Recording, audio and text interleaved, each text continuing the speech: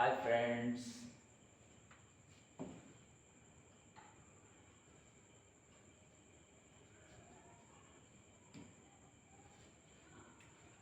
आज हम हिंदी पढ़ने के पहले कुछ बेसिक चीज को जान लेते हैं। बेसिक चीज जानना जरूरी है, फंडामेंटल चीजें जानना बहुत जरूरी है। पहले आज हम जानते हैं हिंदी साहित्य।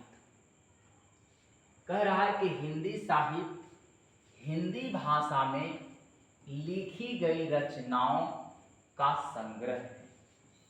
क्या है? हिंदी साहित्य हिंदी भाषा में लिखी गई रचनाओं का संग्रह। अब सवाल है कि रचना क्या है, तो रचना के बारे में समझते हैं। रचना लेखन क्रिया से बने, रचना लेखन क्रिया से बने लेख को रचना कहते हैं, बनावट कहते हैं। हिंदी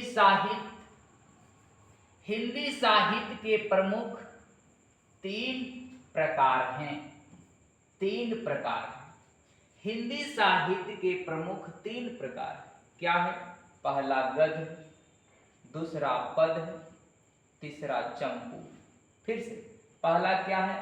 गद्य, दूसरा पद्य है और तीसरा चंपू। तीसरा क्या है? चंपू।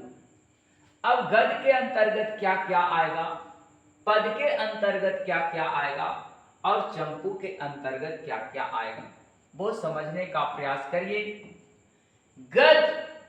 गद्य के अंतर्गत उपन्यास आ सकता है, नाटक, लघु कथा, संस्मरण, आत्मकथा, जीवनी, डायरी, निबंध, पत्रिका, लेख।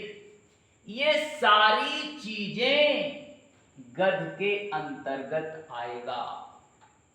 दूसरा पद है।